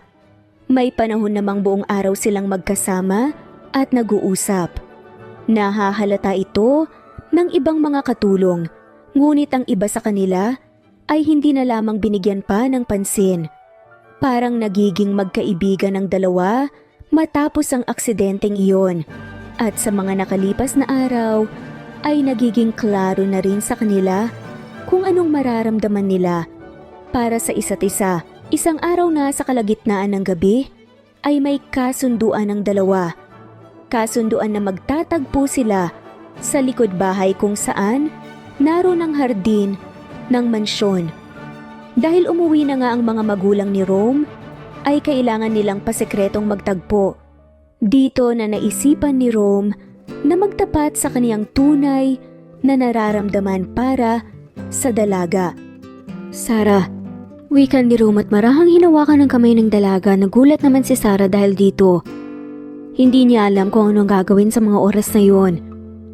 May gusto ko sa'yo. Walang pagdadalawang isip nga na wika ni Rome. Nagulat si Sarah, mas lalo pang nadagdagan dahil sa iwinika sa kanya ng lalaki sa kalagitnaan ng gabi. Rome, yan na nga lamang ang naibigkas na salita ni Sarah. Alam niya naman kasi na may gusto sa kanya ang kanyang amo ngunit hindi niya inasa na ganito ito kabilis na magtapat sa kanya. Mas lumapit pa si Rome kay Sarah. Marahang wika nga ni Rome ang pangalan nito at tumingin sa mga mata ni Sarah. Mahal kita at sana tanggapin mo ko. Muling pag-amin ni Rome na bakas sa mga mata nito ang sinseridad. Napatulala naman si Sarah. Hindi niya alam kung ano ang sasabihin. Ang puso niya ay hindi na magkamayaw sa pagtibok ng mabilis at para bang may mga paru-paro na lumilipad sa kanyang tiyan. Ang mga salita ni Rome ay nagbigay sa kanya ng kakaibang pakiramdam. Hindi niya maipaliwanag kung anong mararamdaman niya ngayon.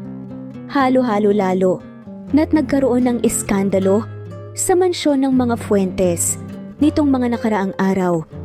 Isang kasamahan kasi ni Sarah ang nakipagsiping sa ama ni Rome at nahuli ito ng ina ng binata. Labis ang galit ng ginang na nauwi pa sa pagtatalo at sa paglalayas ng ama ni Rome. Mainit-init pa ang isyong iyon at ramdam din ng lahat ang galit ng ina ni Rome sa mga katulad nilang mga katulong lang. Ano na lang kaya ang mangyayari kay Sarah kapag manalaman ng lahat na nagmamahalan silang dalawa? Tumingin si Sarah kay Rome. Nakita niya ang pagmamahal sa mga mata ng binata. Sa kanyang puso, alam niyang may nararamdaman din siya para kay Rome. Ngunit natatakot siya. Natatakot siya sa kung ano ang maaaring mangyari. Hindi man sinagot ni Sarah si Rome ng gabing iyon dahil sa takot at pag-aalala, ay hindi naman sumuko ang binata sa pangungulit sa dalaga. Hanggang sa nakuha na nito ang matamis na oo ni Sarah nang ayain na naman niya itong maging kaniyang nobya. Sumuko na rin si Sarah at hindi na pinahirapan pa ang kanilang mga puso. Ngayon, ay pasikreto silang nagkikita bilang magkasintahan sa loob ng mansyon. Walang nakakaalam sa kanilang relasyon, kundi tanging sila lang. Dahil habang umuusad kasi, ang mga araw ay mas lalong nadadagdagan ng galit ng mami ni Rome sa mga katulong nila sa mansyon. Lalo na ngayong hindi na talaga umuwi sa mansyon ng ama ni Rome. Kaya napilitan ng dalawa na huwag munang sabihin sa lahat ang relasyong namamagitan sa kanila. Hihintayin muna nilang humupa ang galit ng ginang pero sabi nga nila ay walang sekretong hindi nabubunyag. Makalipas kasi ng ilang buwan ay nalaman ng ina ni Rome ang relasyon ng dalawa. Dahil sa galit ay walang pag-alinlangan niyang tinanggal sa trabaho si Sarah at pinalayas ito. Habang si Rome naman ay ipapadala niya sa ibang bansa upang tuluyan ng maputol ang kanilang ugnayan sa isa't isa. Subalit, pilit naman si Sarah na pinagtatanggol ni Rome, ngunit si Sarah na mismo ang pumipigil sa binata na gawin iyon. Ayaw kasi niyang sirain pa ang pamilya ni Rome. Wala na nga ang ama ni Rome, ay ihihiwalay pa niya si Rome sa kaniyang ina. Huwag ka nang tumutol sa mami mo, Rome. Hindi dapat kayo mag-aaway sa ganyang sitwasyon. Alam kong kailangan ka ng mami mo ngayon.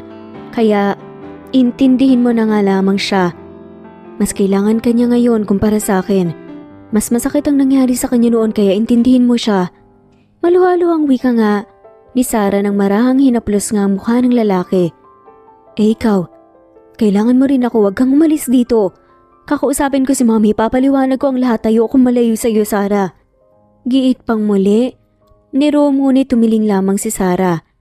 Huwag na. Mas lalo lang magagalit sa akin ng mommy mo eh. O siya, kapag ayos na ang lahat, hanapin at balikan mo kami ha. Pangako. Iyak nga ni Sarah. Nagtataka man ngunit nagawa pa ring magtanong ni Rome. Kami? Ngumiti si Sarah at hinaplas ang kanyang maliit na umbok na tiyan. Oo, kami ng anak mo. Maghihintay kami sa pagbabalik mo. Kahit matagal, hihintayin ka namin. Nakangiting wika ni Sarah habang ang kanyang mga luha ay walang tigil nga pa rin sa pagtulo. Nanginginig ang buong katawan ni Rome. Nang mapaluhod nga siya habang hawak-hawak ang mahigpit na kamay ng dalaga at mapaluha siya. Mahal na mahal ka namin ni Samuel, Rome, tandaan mo yan. Huling wika ni Sarah bago niya hinalikan ang binata at lumayo na sa mansyon. Bago pa man magbago ang kaniyang isipan. Ang pangalang Samuel ay ang paboritong pangalan ni Rome na gusto sana niyang ipangalan sa magiging anak nila ni Sarah. At ngayon nga sa kasalukuyan ay hindi siya makapaniwala na ang kaharap niyang bata na nangangalang Samuel ay kaniya na palang anak. At yun nga ang nangyari sa nakaraan nila Samuel, Rome at Sarah. Sa kasalukuyan naman, Nanay, kailan po kayo gigising? Alam niyo po ba na may sorpresa po ako sa inyo? Sigurado po kung kilala niyo po ang kasama ko ngayon. sambit nga ni Samuel nang makapunta nga siya sa higaan ni Sarah dito sa loob ng ospital. Tatay, halika po at baka magising po si nanay kapag naramdaman po niya kayo. Marahang hinawakan ni Samuel ang kamay ng kanyang ama na kanina pa hindi umaalis sa kinatatayuan niya nang makita ang kalagayan ng babaeng mahal niya. Parang tinutusok ng libong karayom ang kanyang puso dahil sa kanyang nasaksihan. Kahit hindi na wala ang kagandahan ni Sarah, halata naman ang pagbagsak ng kanyang katawan. Sarah? Mangiyak-ngiyak na anas nga ni Rome nang mahawakan niya ang kamay ng dalaga. Nandito ako. Sorry at ngayon ko lang kayong binalikan. I'm really sorry. Hindi na nga napigilan pa ni Rome ang kanyang mga luha at tuluyan na nga itong sunod-sunod na bumagsak. Mahirap kay Rome na mamuhay ng ilang taon sa ibang bansa habang palaging nasa utak niya ang kaniyang mag-ina na naiwan sa Pilipinas. Sobrang higpit kasi ng kaniyang ina at inabutan pa siya ng ilang taon upang makawala. Kasunduan ang napagkasunduan nilang mag-ina noon. Kapag sineryoso ni Rome ang kaniyang buhay sa ibang bansa at makita ng kaniyang ina na handa na itong hawakan ng lahat nilang ari-ariaan, ay doon lamang siya pakakawalan ng kaniyang ina. Ginawa naman ni Rome ang lahat. Muli siyang nag-aral at hinasa ang sarili sa susunod na pamamahala niya sa lahat, gayong hindi na talaga bumalik ang kaniyang ama. At makalipas nga ng ilang taon, ay ito na nga siya at bumalik agad sa Pilipinas upang hanapin ang kaniyang mag-ina. Sa awa ng Diyos, ay kaniya naman itong nahanap. Tanging iyak lang ang nagawa ni Rome habang iniisip niya ang ilang taong wala siya sa tabi ng mga ito. Kung paanong nasa mahirap na kalagayan ng kaniyang mag-ina habang siya ay nasa ibang bansa. Kung alam lang sana niya na ganito pala ang hirap na mararansan ng kaniyang mag-ina, ay hindi na dapat siya pumayag na pumunta ng ibang bansa at mailayo si Sarah sa kaniya. Tatay, tignan mo po, bumubukas na po yung mata ni nanay. Gising na po siya. Masayang sigaw ni Samuel, kaya agad na pinahiran ni Rome ang kaniyang mga luha at hinintay na magising ng tuluyan si Sarah. Habang hinihintay niyang dumilat si Sarah, ay bumibilis naman sa pagtibok ang kaniyang puso. Natatakot siya na baka magalit sa kanya ang dalaga, na baka kamuhian siya nito dahil natagalan ng kaniyang pagbabalik. Nang magising na nga si Sarah ay ang una niyang nasilayan ay ang hindi niya malilimutang mukha ng lalaking matagal na niyang hinihintay. Matagal pa bago na proseso ng utak ni Sarah ang lahat. Pero nang mahawakan niya ang mukha ni Rome at napagtantong hindi ito panaginip, ay doon na nag-uunahang tumulo ang kaniyang mga luha. Rome, Ikaw nga, binalikan mo kami. Naluluhang ang saad ni Sarah halik sa palad ng ginagawa ni Rome habang tumango-tango ng paulit-ulit kay Sarah. Hindi na ako alis, Sarah. Sorry kung natagalan ako. Sorry kung ngayon ko lang kayo nabalikan. Patawarin mo sana ako, Sarah. Patawarin niyo ako ni Samuel. Wika nga ni Rome. Kahit hinang-hina pa ang katawan ng dalaga, ay pinilit talaga niyang bumangon sa pagkakahiga upang yakapin ang binata. Mahigpit na yakap naman ang ibinigay nila sa isa't isa, kapalit ng ilang taong pangungulila. Kahit ilang taon pa ang abutin mo, Rome, hihintayin pa rin ka namin ng anak mo. Masaya ako dahil may awang Diyos at binalik ka na sa amin. Sad nga ni Sarah, nang araw na iyon ay halos hindi umalis si Rome sa tabi ni Sarah. Ni hindi nga ito umuwi o nagpalit ng damit. Kinabukasan, nasa tabi lang siya ng dalaga at inaalagaan ito hanggang sa lumakas. Natatakot siya na baka maging panaginip ang lahat. Sobrang nangulila rin kasi siya kay Sarah kaya ayaw niyang mawala ito sa kaniyang paningin ngayon. Samuel, anak, halika nga rito. Tawag nga ni Sarah kay Samuel. Naabala sa panunood ng TV. Nasa magandang kwarto na nga sila ngayon ng ospital. Agad silang inilipat nga ni Rome ng kwarto. Lumapit naman ang bata sa kanyang ina. Bakit po, Nay? Ano itong sinabi sa akin ng tatay mo na noong una kanyang nakilala? Nagtatrabaho ka raw sa car wash? Bumalik ka roon ng hindi ko alam, Samuel? Tanong nga ni Sarah. Napakamot na nga lamang ng ulo si Samuel at hindi niya kasi nasabihan ng kanyang ama na huwag ngang sabihin sa ina. Nanay, huwag ka na pong magalit. Nakakasama po yan sa kalusugan niyo. Promise po. Hindi na po ako babalik doon. Pangako po yan. Nakangising tugon naman ni Samuel.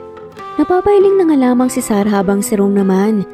Nakangiting pinagmamasdan ng kanyang magina. Huwag kang mag-alala.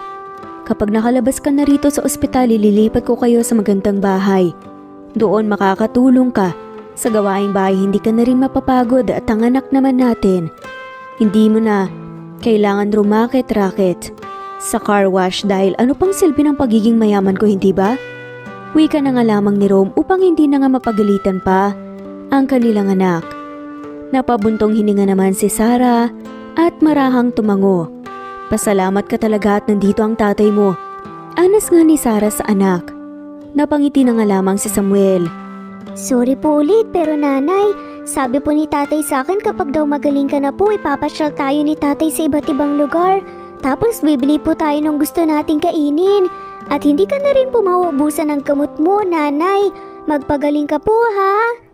Nakangiting wika naman ni Samuel na umupo sa tabi nga ng kama ng ina. Magpakabait ka rin. Huwag kang palaging sakit sa ulo ng tatay mo. Opo, nanay, sorry po. Nakangiting sambit ni Samuel. Sabay yakap sa ina na nakapagpangiti naman sa dalawa. Sumali na rin sa yakap si Rome at palihim pa niyang hinagkan sa labi si Sarah dahilan upang dalawin ng hiya ang dalaga at mamula ang kaniyang magkabilang pisngi. Parihong kilig pa rin ang kaniyang nadarama mula noon at hanggang ngayon. Thank you for waiting, Sarah. I love you so much. Bulungan ni Rome. At marahan niyang hinagka ng noon ang kanyang imagina. Nagtaka naman kagad si Rome at Samuel nang biglang kumala si Sarah sa yakapan at biglang kinapa ang kanyang leegan. Yung kwintas ko, bakit hindi ko suot? Naiwala ko ba? Sunod-sunod pa na tanong nga ni Sarah habang hindi na nga siya mapakali sa kanyang pagkakaupo. Napangiti naman si Rome bago siya may kinuha nga sa kanyang bulsa. Ito ba ang hinahanap mo? Tinanggal muna ng anak natin para hindi maging sagabal sa'yo. Pagsisinungaling ni Rome bago niya palihim na kanindatan ng anak. Wala na silang plano na sabihin pa kay Sarah ang nangyari sa jewelry store. Alam nilang magagalit lamang ito at baka sugurin pa ang tatlo doon sa store. Si Rome na ang nagsuot ng kwintas sa leegan ni Sarah. Mistula pang nabigla si Sarah nang maramdaman niya ang malambot na labi ng binata sa kaniyang leegan. I love you so much, mahal ko. Salamat at dumating ang araw na to. Malambing na usal ni Rome kaya napangiti naman sa kilig ulit si Sarah. Ilang linggo ang lumipas ay unti-unti naman ang pagbabalik ng kalusugan ni Sarah. Sabi ng doktor ay bumubuti na raw ang kalagayan niya at pwede na itong umalis ng hospital anumang araw nila gustuhin. At ngayong araw nga ay ang labas ni Sarah. Inalalayan ngayon ni Rome ang dalaga papasok sa kotse nito. Ganoon din ang ginawa niya sa kaniyang anak upang makaalis na sila. Tatay, saan po tayo tutungo? Doon po ba tayo titira sa malaking bahay na sinasabi niyo po sa akin? Nagniningning sa tuwa na tanong ni Samuel. Hindi na ito makapaghintay pa na makita ang sinasabi ng kanyang ama sa kanya noon sa ospital. Oo, doon na tayo titira, anak. Tugon ni Rome. Ngunit napansin naman ng binata ang pag-aalala sa mukha ni Sarah kaya marahan ang naging paghawak niya sa isang kamay nito para pagainin ng loob. Huwag kang maglala, mahal. May kasunduan kami ni Mommy. Hindi na niya tayo ilalayo sa isa't isa. At saka isa pa, gusto niya ring humingi sa'yo ng tawad at makita si Samuel. Mabait si Mommy kaya wala ka na dapat ipag-alala pa. Matagal ko na siyang kinausap tungkol dito. Mahabang litanya ni Rome. Tumango at napangiti na lamang din si Sarah bago siya nagpakawala ng malalim na buntong hininga. Matapos kasi, ang maraming taon ay ito siya ngayon at babalik sa mansyon ng mga Fuentes upang doon na manirahan. Maraming mga alaala ang unti-unting bumabalik sa kanya habang papalapit sila, lalo na noong una nilang pagkikita ni Rome at ang walang katapusang utos sa kanya ng binata. Ang sarap balikan ng mga alaalang iyon, ngunit kasing pait naman ng ampalaya ang maalala ang hindi magagandang nangyari sa mansyong iyon. Nang makarating na nang sila, ay sinalubong agad sila ng mga katulong at iba pang trabahante ng mansyon na nakahilera pa sa labas. Magandang umaga po, Senyorito Rome, Senyorito Samuel at Senyorita Sarah. Pati sa kanila ng mga to na ikinagulat na nga lamang ni Sarah. Senyorita Sarah? Ako? Turo ni Sarah sa kaniyang sarili. Hindi kasi siya makapaniwala dahil parang kailan lang ay siya pa ang nagsasabi ng mga iyon sa kaniyang mga amo. Pumasok na nga sila sa loob habang pinapagitnaan nila si Samuel na halatang excited ng maglibot-libot sa buong mansyon. Wow, ang ganda po rito, nanay! Masiglang wika ni Samuel bago siya kumawala sa hawak ng kanyang mga magulang at tumakbo-takbo upang tignan ang ibang lugar. Sigurado po bang dito tayo titira? Manghanyang usal. Agad namang napalingon ang lahat sa gawin ng kusina na may biglang nagsalita mula rito. Bakit?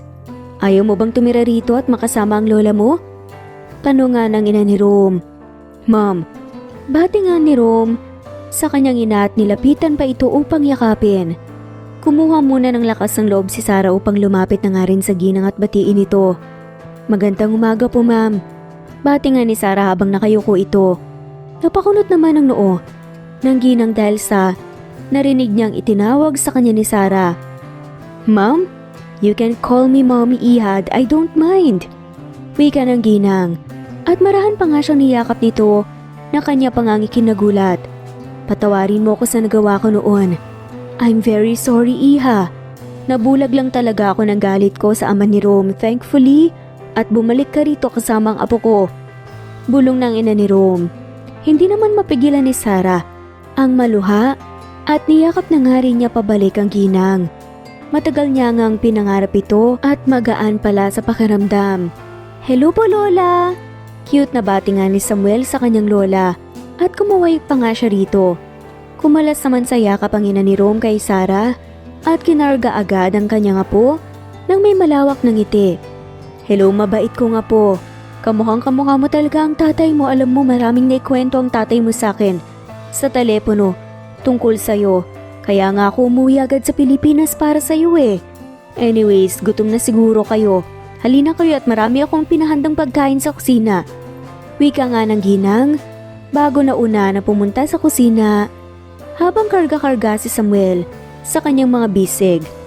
Nakita naman ni Sarah habang marahan nga na pinunasan ng kanyang mga luhang kumawala sa kanyang pisngi dahil sa kasiyahan. Napangiti ito. I told you, Mabait si Mommy kaya wala kang dapat ipag-alala. Tanggap na niya tayo. Bulong nga ni Rome sa kanya. Dahil naman sa saya, ay hindi na napigilan ni Sarah na hagkan ang labi ng binata. Hindi na nila inintindi pa na baka may makakita sa kanila. Ang alam lang nila ay walang mapagsidlan ng kanilang kasiyahan ngayon. Matapos ang halikan ay yakapan naman ang sunod nilang ginawa. Rome, tawag ni Sarah sa binata. Yes, mahal ko. Tugon naman ni Rome. Magpakasal na tayo. Diretsong usal naman ni Sarah na ikinatigil naman ni Rome. Kumalas silang dalawa, sayakapan at tinignan ng isa't isa na puno ng pagmamahal ang kanilang mga mata. Anong sabi mo, mahal? Tanong ni Rome. Akala kasi niya ay namali lang siya ng rinig at gusto niyang marinig ulit ito. Mabilisang halikang iginawad ni Sarah kay Rome bago umiti ito habang naluluha ang kanyang mga mata. Ang sabi ko, pakasalan mo na ako. Pag-uulit ni Sarah at unti-unti namang sumilay ang ngiti ni Rome at mabilisan na ngayon ang kanyang pagtango. I will, gagawin ko yun, Sarah, mahal na mahal kita sobra. Wika ni Rome at muling niyakap ang dalaga. Natatawa namang niyakap na rin pabalik ni Sarah ang binata. Hindi na sila makapaghintay na dumating ang araw na iyon. Pakiramdam nila ay sila na ang pinakamasayang tao sa buong mundo kapag man dumating na ang araw na pinakahihintay nila. Hindi naman pinatagal pa ni Rome ang lahat. Kinabukasan agad ng araw na iyon ay nagsimula ng maghanda ang lahat sa gaganaping kasalan ng dalawa.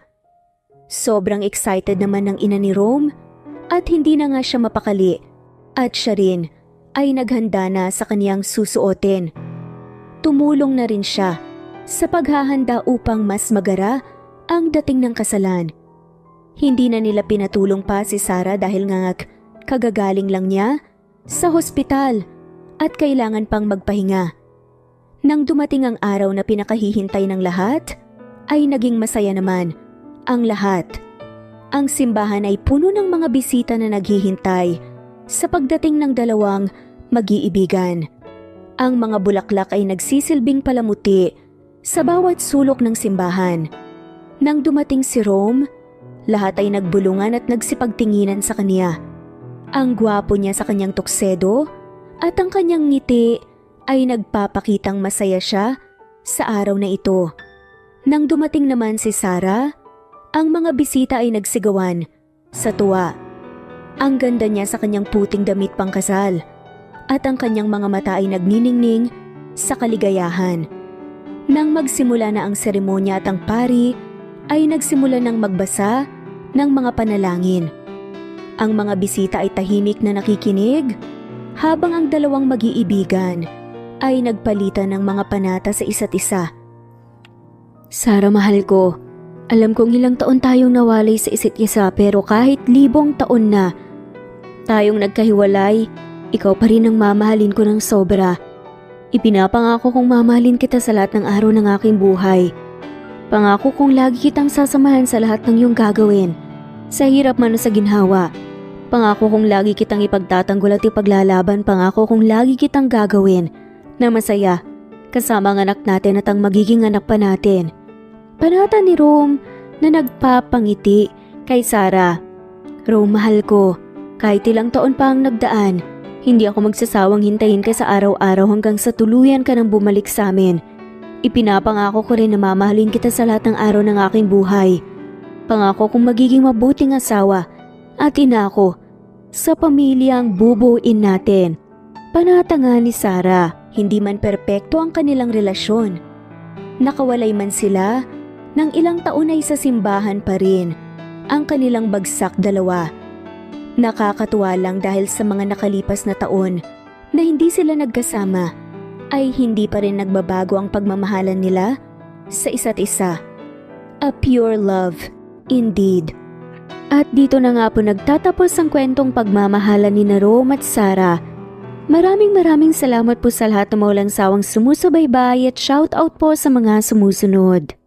Mary Rose Carillo Jesusa, Enday Samante, Enday Lebra, Yolanda Tejida, Honey Villasenor, Tessie, Marichan, Ann Mariano, Wilma Guzman, Gabrielio, Liu, Maria Rica Natividad, Nelani Juan Anita Hernando, Teresita Arevalo, Raquel Magno, Carmencita Falcon Flordet, Nat Greenfax, Luz Templo Nuevo, Teresita Schmid, Flor Cabrera, Virginia Salazar, Luz Templo Nuevo, Leia, Madeline Tagle, Wilma Villafuerte, Isaac Ablon, Menchita de Belen, Federico, Mercy Edrosolo, Fe, Adamson Machas, Quinciano Ebas, Eli Ramirez Elizabeth Quilas, Harem Ruhi, Julius Edna Romero, Charlie Angelina Samia Emma Gadiano, Rosemary Vasquez Lisa, Estelita Mahia,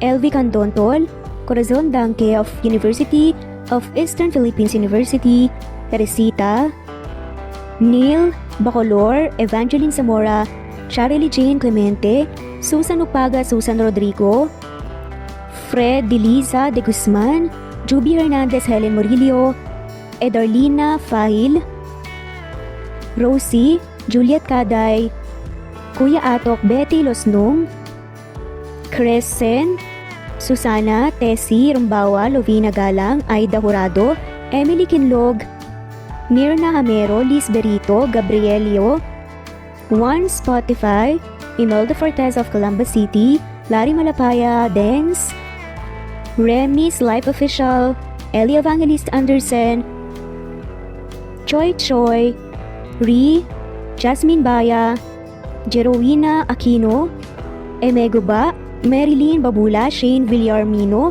Beth Sardina, Gabriel, Nino Regidor, Mel Abrogar, Rosemary Vasquez at shoutout na rin po sa lahat ng mga walang sawang sumusubaybay. Maraming salamat po.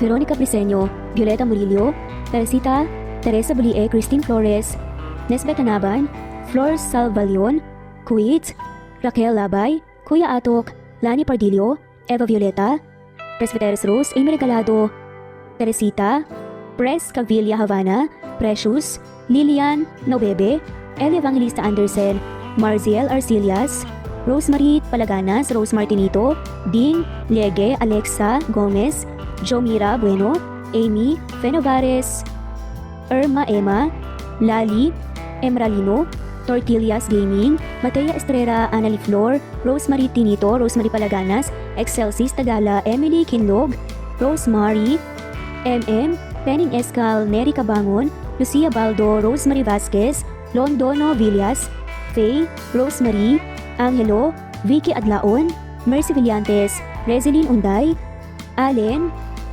Ace, Nino Regidor, Jeyo Cadtec, Escapades Matilda, Irma Valerio, Agustina Aniceto, Cecilia Albior, Naitan Canada, Lily Roda Barcial, Eli Ramirez, Doris Day Pangan, Lynn Lee of Macau, Reyes, Rebecca Tezuka, Noel Macero, Rizalina Credo, Mitchie Karch, Romel Carion, Juliet Panlilio, Lynn, Merlilyn Zenny Marion, Benoni Anya Lucas from Bacolod City, Merlina Aparata, Annalyn Nantes, Flordet, Lorena Utod, Faye, Anita Hernando, Roach Ann Rodriguez, at shoutout na rin po sa lahat ng mga walang sawang sumusubaybay. Maraming salamat po.